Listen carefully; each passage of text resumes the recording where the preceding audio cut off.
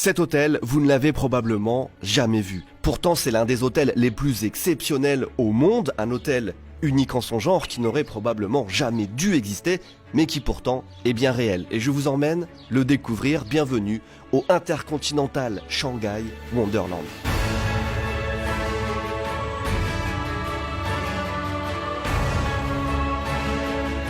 Son nom en chinois c'est Shanghai Jiuxi Ximao Xianjin Jiudian. On va plutôt utiliser Intercontinental. Et qu'a-t-il de spécial cet hôtel? Il a plein de choses spéciales, mais sa particularité première, c'est qu'il a été construit dans une ancienne carrière abandonnée. C'est une première au monde, ça n'a jamais été fait avant. Le premier étage, ou plus ou moins le rez-de-chaussée, se trouve tout en haut, au niveau de la route. Et le dernier étage se trouve tout en bas. C'est un hôtel qui a été construit à l'envers. Premier étage, deuxième étage, troisième étage, quatrième étage. Et ça n'est pas la seule particularité, puisque, entre autres, on trouve des étages sous l'eau. J'ai pris une des plus belles chambres de l'endroit et on va découvrir ça ensemble. C'est là-dessus que je marche depuis tout à l'heure. On a un sol transparent, un sol de verre. C'est assez incroyable. Faut pas avoir le vertige. La Chine, c'est le pays de la démesure et des méga projets. C'est bien simple, on compte à peu près autant de gratte-ciel en Chine que dans tout le reste du monde. 70% des super gratte-ciel se trouvent en Chine et en ce moment même, 44 des 51 immeubles de plus de 350 mètres en construction dans le monde sont situés en Chine. Mais la Chine, ça n'est pas seulement construire plus haut, c'est aussi construire différent, construire ambitieux, construire impressionnant. Et c'est au milieu de tous ces projets ultra modernes que s'installe l'Intercontinental de Shanghai, qui est un véritable défi architectural. L'entrée de l'hôtel, malheureusement, n'est pas aussi sexy que l'arrière. C'est pas mal. On voit que tout est basé sur le thème de l'eau. Il y a une grande fontaine avec des espèces une sculpture en étain qui ressemble à une vague d'eau. Et on va tout de suite aller voir la réception. La réception est sympathique, mais pas non plus incroyable compte tenu du fait que c'est un hôtel 5 étoiles. Je note que ici, tout à l'heure, quand je suis arrivé, il y avait un show de jet d'eau qui était assez sympathique. Il y a des petites représentations comme ça à heure régulière un petit peu partout dans l'hôtel. Il y en aura d'autres ce soir. On va aller voir ma chambre dans quelques instants, mais avant ça, on prend l'ascenseur pour aller au 14e étage vers le bas, pour aller sur ce qu'ils appellent le viewing deck. Avec les boutons inversés, le rez-de-chaussée, 1, 2, 3, 4, 5, 6, 7, 8, 9, on va vers le bas. Ouais, c'est vraiment quand on est au pied de l'hôtel qu'on se rend compte à quel point il est énorme. Il fait 18 étages, 16 étages au-dessus de l'eau et 2 étages en dessous. Et il y a à peu près 330 et quelques chambres, 335 ou 336. L'impression quand on est ici, elle est vraiment incroyable parce qu'on est à 80 mètres à peu près en dessous du niveau du sol. On voit rien du tout de ce qui se passe à l'extérieur, donc on est vraiment presque dans notre monde finalement. C'est comme si on avait trouvé une oasis dans le désert, quelque chose qui n'existe pas en dehors du monde. Vous voyez les films avec les dinosaures qui traversent des plaines et qui galèrent pour trouver un point d'eau et qui, quand ils arrivent, sont protégés par les éléments, ils ont leur petit paradis. Et ben c'est un peu comme ça que je me sens ici. On est vraiment dans notre petit paradis. C'est en 2006 que débute la construction de l'hôtel, une construction qui durera 12 ans. À la vue des premiers plans, la construction a été jugée impossible par beaucoup, tant les défis étaient nombreux à relever. Aucun immeuble n'avait jamais été construit sur le flanc d'une carrière. Il fallait pouvoir stabiliser les parois de l'ancienne mine de pierre, imaginer un immeuble qui épouse parfaitement les courbes de celle-ci, trouver des solutions pour acheminer le matériel 88 mètres en contrebas, littéralement inventer de nouvelles technologies pour permettre de pomper du béton en grande quantité vers le bas, gérer aussi le niveau de l'eau pendant et après la construction. En tout, ce ne sont pas moins de 40 brevets qui ont été déposés durant les travaux de l'hôtel. L'entreprise à l'origine du projet a aussi dû traverser la crise de l'immobilier en 2008, gérer une montée des eaux massive suite à un typhon en 2013 et enfin faire face au Covid à peine un an après l'ouverture de l'établissement. Rarement un hôtel dans le monde n'aura eu à relever autant de challenges. Non seulement l'hôtel est très imposant et oui, ça a été effectivement très difficile à construire, on l'imagine, mais c'est pas que l'hôtel, c'est toute la carrière qui a été aménagée. Par exemple, cette chute a été aménagée pour l'occasion, c'est une chute artificielle et aussi toute la falaise a été sécurisée, aussi bien derrière l'hôtel que sur les côtés, pour qu'il n'y ait pas de blocs qui tombent par exemple sur les escaliers qui courent le long des murs. L'eau également est artificielle. À la base, dans une carrière, il n'y a pas un niveau d'eau constant. Soit il n'y en a pas, soit quand il pleut beaucoup, quand il y a un typhon, il y en a trop. Ici, il y a tout un système de pompe qui fait que l'eau reste au même niveau toute l'année, même quand il pleut beaucoup, même quand il fait sec. Et c'est d'ailleurs cette pompe qui fait remonter l'eau en haut pour alimenter la chute en permanence.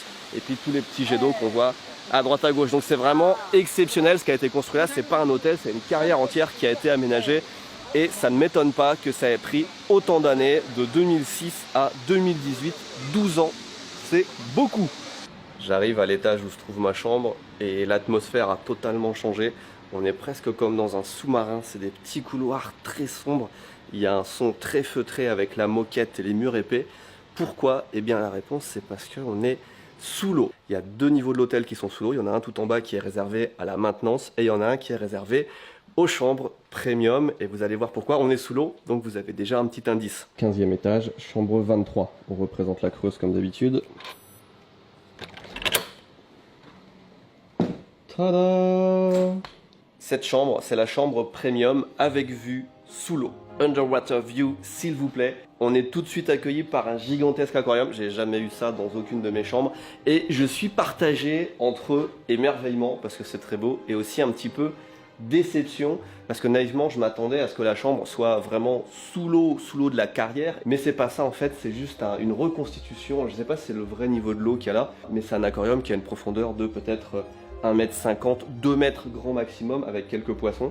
Donc on a vraiment la sensation d'être sous l'eau et on est sous l'eau, mais on n'a pas la vue que j'espérais non plus. Je sais pas du coup si cette chambre vaut vraiment son prix. C'est une chambre à plus de 1000 € la nuit hein, quand même, pour avoir un aquarium. Alors c'est très sympa encore une fois, mais au bout d'un moment, étant donné que toutes les autres chambres ont un balcon, est-ce que c'est pas mieux pour beaucoup moins cher? Je me pose déjà la question.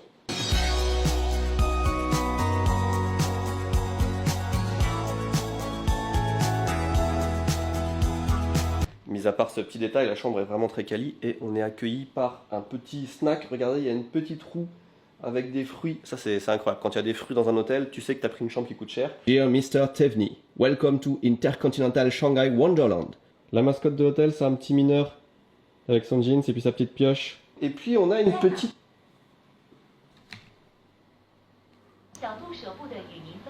Xiaodu Xiaodu Jin Tian Tianqi Zanmeyang. Il pleut, c'est orageux et il fait 20 et quelques degrés. C'est totalement faux puisqu'il ne pleut pas dehors et il fait beaucoup plus que 20 et quelques degrés, je dirais 33, 34, un truc comme ça. C'est peut-être pas la météo d'ici. Avant de goûter tout ça, je vous propose quand même qu'on fasse le tour de la chambre qui le mérite. Il n'y a pas que cet aquarium. On a un petit frigo là. Dans le petit frigo, on a de la bière, du Coca-Cola. Pas beaucoup de trucs qui m'intéressent. La salle de bain est vraiment pas mal. Bonjour à tous. Regardez-moi cette baignoire qui, si je ne m'abuse...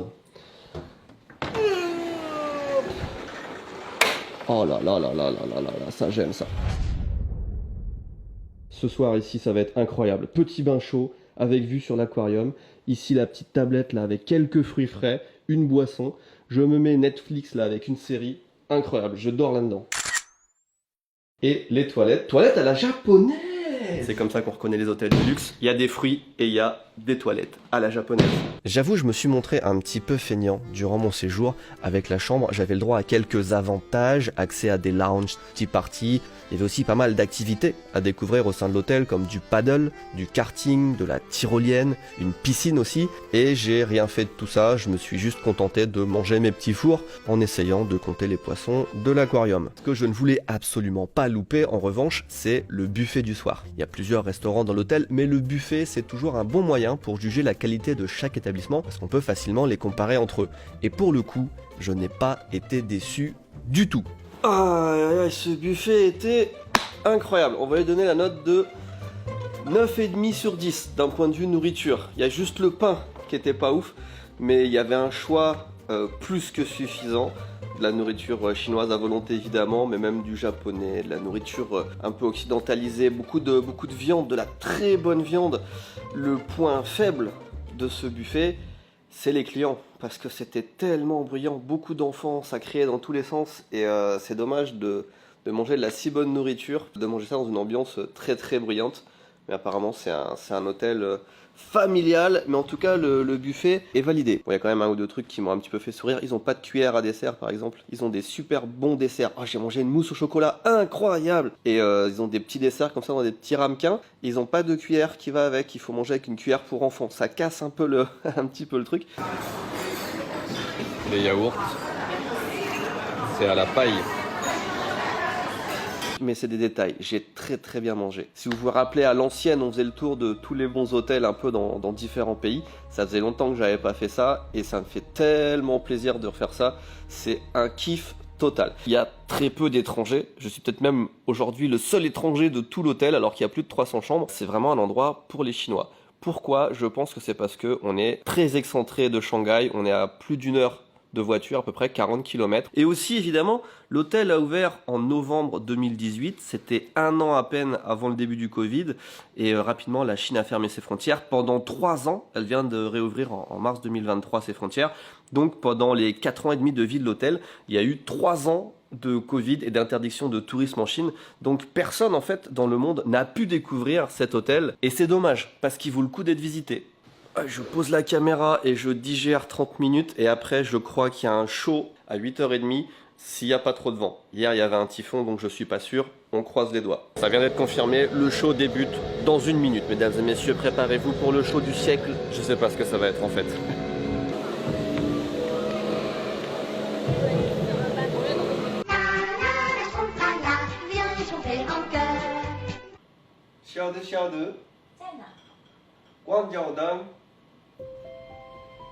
Finalement, j'ai beaucoup aimé passer une nuit ici. J'étais pas sûr à propos de l'aquarium, mais j'ai passé énormément de temps à regarder les poissons, beaucoup plus que j'en aurais passé à regarder la vue par une fenêtre classique. C'était tellement relaxant. La chambre aussi était très apaisante. En revanche, il n'y a pas beaucoup de choses à visiter près de l'hôtel. En tout cas, pas sans voiture ou sans prendre le taxi. Ce qui fait que pour moi, c'est une bonne destination pour le week-end, si on veut s'échapper de la ville en famille, mais pas plus.